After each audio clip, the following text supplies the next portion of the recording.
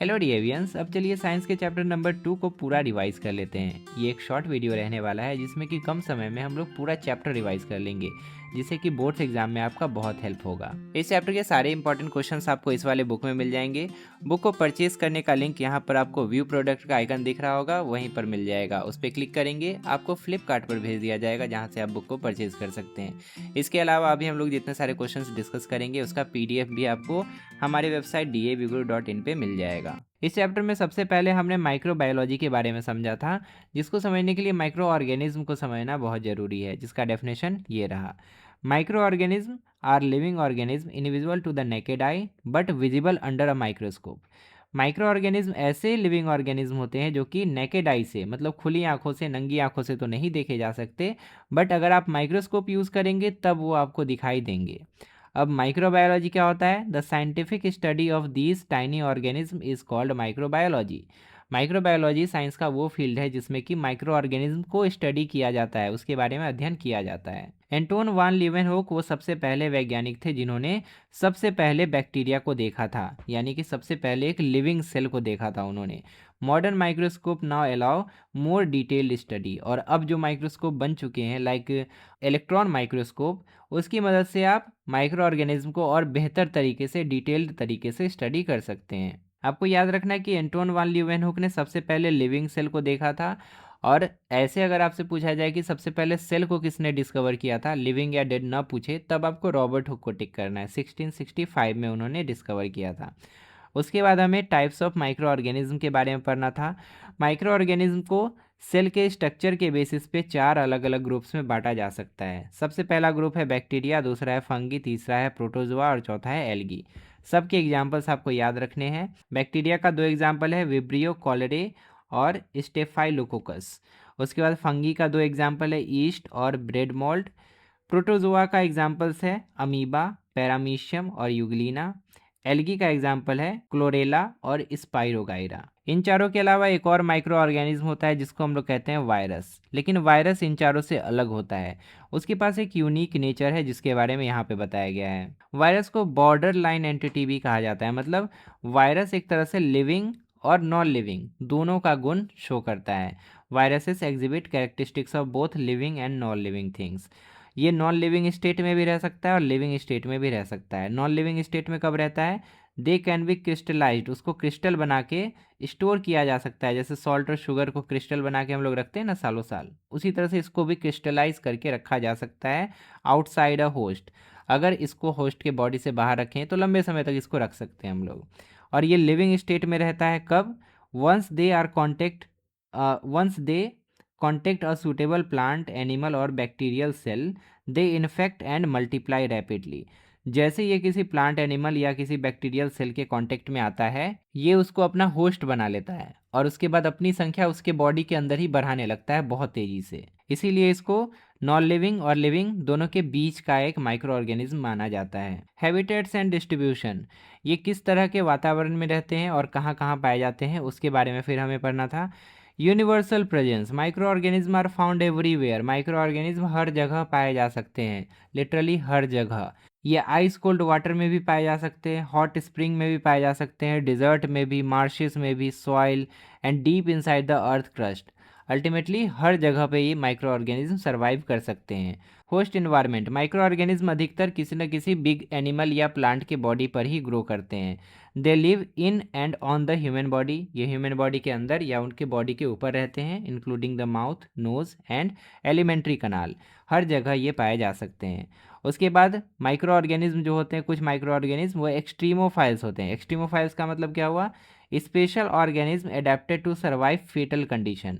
ऐसे ऑर्गेनिज्म, ऐसे microorganism जो कि फेटल कंडीशन में, यानी कि ऐसा कंडीशन जहाँ पे हमारा रहना भी मुश्किल है, उस तरह के कंडीशन में भी ये सर्वाइव कर सकते हैं। ऐसे एक्सट्रीमोफाइल्स के 2 एग्जाम्पल यहाँ पे दिए हैं। एक है हाइपर थर्मोफाइल्स। हाइपर थर्मोफाइल्स ऐसे माइक्रो ऑर्गेनिज्म को कहते हैं जो कि 80 डिग्री से 122 डिग्री सेल्सियस के बीच में सर्वाइव कर सकते हैं। और क्रायोफाइल्स ऐसे माइक्रो ऑर्गेनिज्म को कहते हैं जो कि 15 डिग्री सेल्सियस या उससे कम के टेम्परेचर पर भी सर्वाइव कर सकते हैं। ये पोलर आइस कैप्स में हमें देखने को मिल सकते हैं। तो एक्सट्रीमोफाइल्स यानी कि जो एक्सट्रीम कंडीशन में रह सकते हैं, ऐसे दो ऑर्गेनिज्म हो गए, हाइपरथर्मोफाइल जो कि ज़्यादा टेम्परेचर पे रहने वाले हो गए, और क्रायोफाइल जो कि कम टेम्परेचर पे रहने वाले हो गए। तो ये सारे टर्म्स आपको अच्छे से याद रखने हैं। अगला टॉपिक है micro organism as friends. Micro organism हमारे लिए दोस्त हैं, कैसे, उसके बारे में हमें जानना था। तो देखिए, सबसे पहला एग्जांपल है फूड एंड बेवरेज इंडस्ट्री। जो भी खाने पीने का पदार्थ होता है उसको बनाने के लिए हम लोग माइक्रो ऑर्गेनिज्म यूज़ करते हैं। एग्जांपल के लिए दही और चीज़ जो होता है उसमें भी माइक्रो ऑर्गेनिज्म का इस्तेमाल होता है, जैसे कि लैक्टोबैसिलस बैक्टीरिया जो होता है ये एक माइक्रो ऑर्गेनिज्म है। और ये दूध को मिल्क में लैक्टोस नाम का शुगर पाया जाता है, उसको लैक्टिक एसिड में कन्वर्ट कर देता है, जिससे कि मिल्क अल्टीमेटली कर्ड बन जाता है, दूध दही बन जाता है। उसी तरह से बेकरी में भी हम लोग इस्तेमाल करते हैं एक माइक्रो ऑर्गेनिज्म का, जो कि है ईस्ट। ईस्ट मदद करता है फर्मेंटेशन में। फर्मेंटेशन एक ऐसा प्रोसेस है जिसमें कि रात भर हम लोग आटा को सान के रख देते हैं, पानी में भिगो के आटा को रख देते हैं, और सुबह उसमें कार्बन डाइऑक्साइड गैस जमा हो जाता है और वो फ्लफ़ी हो जाता है। आटा का जो गोला होता है, डो जो होता है, वो फ्लफ़ी हो जाता है, सॉफ्ट हो जाता है, और उसके बाद हम लोग उसको सेक के बेक करके ब्रेड बना लेते हैं। उसके बाद अल्कोहल बनाने में भी इसका इस्तेमाल होता है। Fungi like yeast convert natural sugar in fruits and cereals into alcohol. जो फल में और अनाज में जो नेचुरल शुगर पाया जाता है, जब उसमें ईस्ट को मिला दिया जाता है ना, तो वो उसको क्या चीज़ में कन्वर्ट कर देता है, अल्कोहल में कन्वर्ट कर देता है, और उसी की मदद से विनेगर वगैरह बनाया जाता है या वाइन वगैरह बनाया जाता है। इसका दूसरा इस्तेमाल है ह्यूमन हेल्थ एंड मेडिसिन। दवाई बनाने में भी इसका इस्तेमाल किया जाता है, हेल्थ के लिए भी हमारे लिए ज़रूरी है माइक्रो ऑर्गेनिज्म। सबसे पहला डाइजेशन, हमारा जो खाना पच पाता है इसमें भी माइक्रो ऑर्गेनिज्म हमारी हेल्प करते हैं।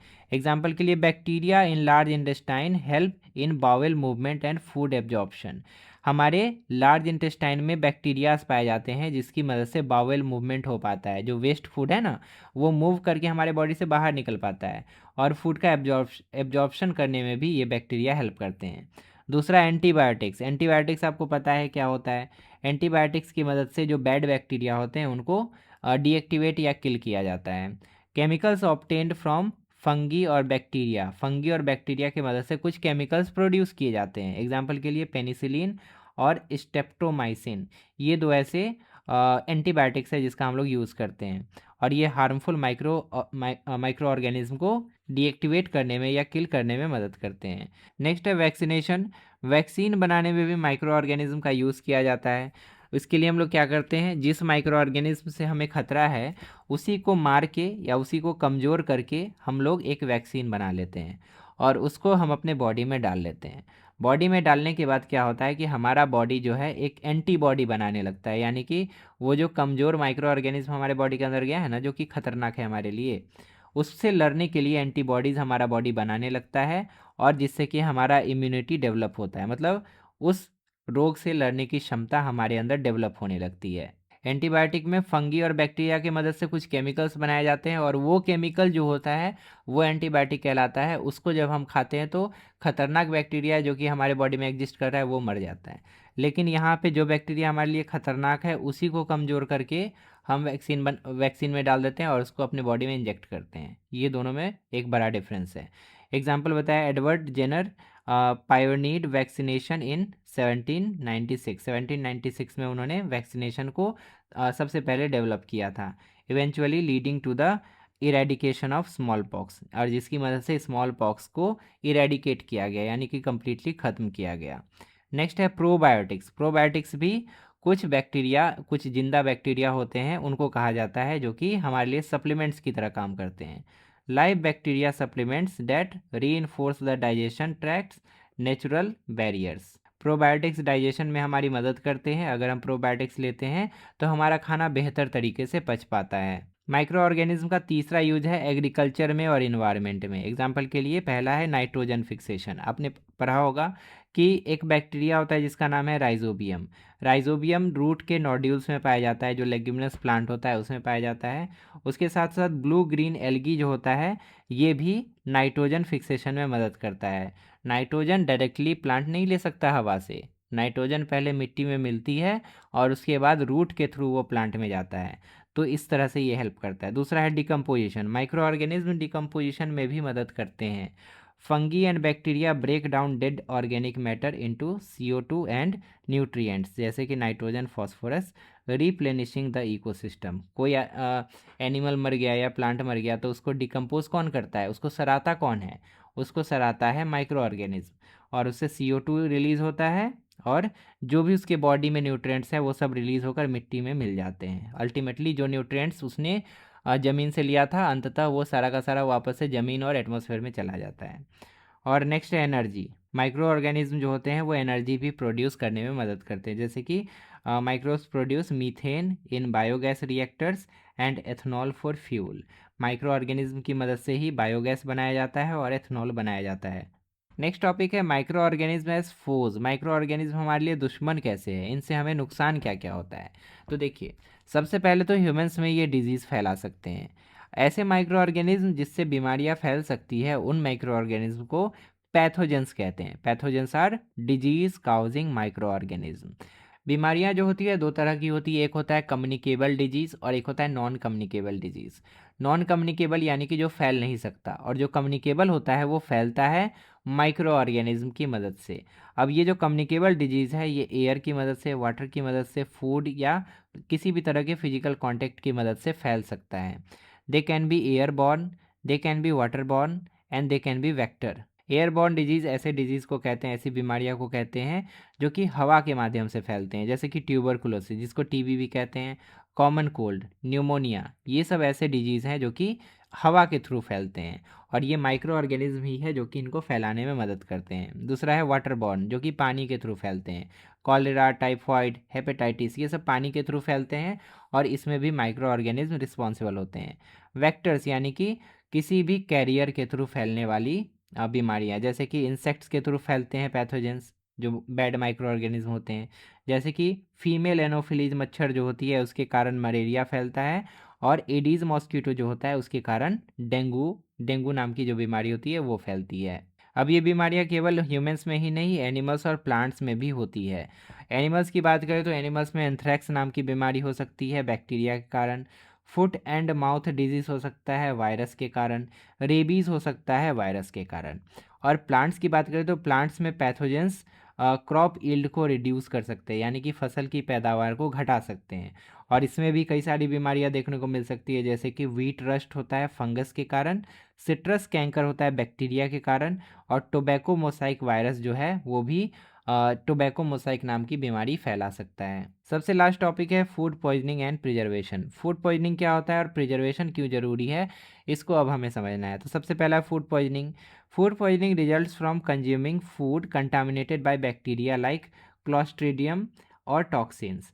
अगर किसी बैक्टीरिया के कारण या किसी जहरीले सब्सटेंस के कारण फूड कंटामिनेटेड हो जाता है, यानी कि फूड जो है ख़राब हो जाता है और उसको हम खा लेते हैं, तो इस कारण से फूड पॉइजनिंग हो सकता है। फूड पॉइजनिंग के लक्षण क्या है, सिम्टम्स क्या है, तो इट इंक्लूड वोमिटिंग, इससे उल्टी हो सकती है, नौसिया हो सकता है, चक्कर आ सकता है, सीवियर एब्डोमिनल पेन हो सकता है यानी कि पेट दर्द हो सकता है, और डिहाइड्रेशन हो सकता है यानी कि कमजोरी हो सकती है। अब फूड लंबे समय तक खाने लायक बना रहे इसके लिए हम लोग प्रिजर्वेशन मेथड्स अपनाते हैं। प्रिजर्वेशन जो होता है it slows down the spoilage and prevents rancidity. ये फूड को सड़ने से, ख़राब होने से बचा लेता है और फूड में रेंसिडिटी होने से बचा लेता है। रेंसिड होने का मतलब क्या हुआ, जब फूड में फैट पाया जाता है, यानी कि अगर कोई तेल वाला सब्सटेंस है, अगर हम उसको छोड़ देते हैं लंबे समय तक तो उससे एक ख़राब टेस्ट और स्मेल आने लगता है, इसी को हम लोग कहते हैं रैंसिड होना। अब ऐसा ना हो उसके लिए हम लोग क्या क्या कर सकते हैं, तो सबसे पहले ड्राइंग कर सकते हैं। अगर फूड को आप सुखा के रख सकते हैं तो आप सुखा लीजिए। It reduces water content to prevent bacterial growth. अगर उसमें वाटर ही नहीं रहेगा तो उसमें बैक्टीरिया ग्रो ही नहीं कर पाएंगे। ऐसा हम लोग किसके साथ करते हैं, अनाज के साथ करते हैं और ड्राई फ्रूट्स के साथ करते हैं। दूसरा हम लोग क्या यूज़ कर सकते हैं, सॉल्ट और शुगर यूज़ कर सकते हैं। सॉल्ट और शुगर जो होते हैं इसकी मदद से बैक्टीरिया जो है ग्रो नहीं कर पाते हैं। Make water unavailable for microbe. Salt और शुगर क्या करते हैं, वाटर को एब्जॉर्ब कर लेते हैं, जिससे कि माइक्रो ऑर्गेनिज्म को वाटर मिल ही नहीं पाता और वो ग्रो नहीं कर पाते। इसका इस्तेमाल हम लोग जैम्स में करते हैं, पिकल्स में करते हैं और सॉल्टेड फिश में इसका इस्तेमाल किया जाता है। नेक्स्ट है केमिकल प्रिजर्वेशन।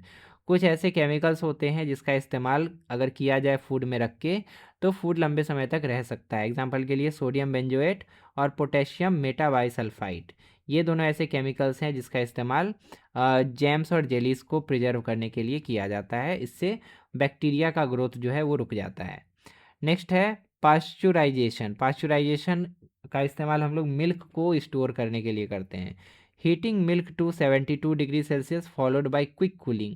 पहले दूध को 72 डिग्री सेल्सियस तक गर्म किया जाता है, उसके बाद उसको अचानक से ठंडा किया जाता है टू डिस्ट्रॉय मोस्ट माइक्रोब्स। इससे अधिकतर माइक्रोब्स जो उसमें होते हैं वो मर जाते हैं। नेक्स्ट है वैक्यूम पैकिंग। वैक्यूम पैकिंग क्या होता है? अगर किसी चीज़ को किसी कंटेनर में पैक कर दिया जाए और उसके बाद सारी हवा खींच ली जाए तो उसको वैक्यूम पैकिंग कहते हैं। Deprives bacteria of oxygen. Bacteria को ऑक्सीजन नहीं मिल पाता, इस कारण से वो जो है ग्रो नहीं कर पाते। नट्स को इसी तरह से स्टोर किया जाता है। आपने खजूर खाया होगा, खजूर में देखिए खजूर का जो पैकेट होता है वो वैक्यूम पैक्ड रहता है। और नेक्स्ट है फ्रीजिंग। फ्रीजिंग करके भी हम लोग बैक्टीरियल ग्रोथ को रोक सकते हैं या रिड्यूस कर सकते हैं। Lowers temperature to reduce the rate of chemical changes. अगर टेम्परेचर बहुत कम हो जाएगा तो केमिकल चेंजेस भी नहीं होंगे, जल्दी ख़राब नहीं होगा फूड, और बैक्टीरिया भी ग्रो नहीं कर पाएगा। तो ये सारे मेथड्स है फूड प्रिजर्वेशन के। फाइनली हमने पूरे चैप्टर को रिवाइज कर लिया। क्वेश्चन आंसर आपको इस वाले बुक में मिल जाएगा। यहाँ पर क्लिक कीजिएगा व्यू प्रोडक्ट के आइकन पर और बुक को परचेज कर लीजिएगा। लेफ्ट साइड में क्लिक करके आप साइंस का प्लेलिस्ट ओपन कर सकते हैं, जहाँ पर आपको ऐसे ही और भी चैप्टर्स के क्विक रिवीजन वीडियोस मिल जाएंगे। और राइट साइड में क्लिक करके आप अगला वीडियो देख सकते हैं। फिलहाल इस वीडियो में इतना ही। मिलते हैं अगली क्लास में एक नए चैप्टर के साथ। तब तक के लिए अपना ध्यान रखिए और अच्छे से पढ़ाई करते रहिए।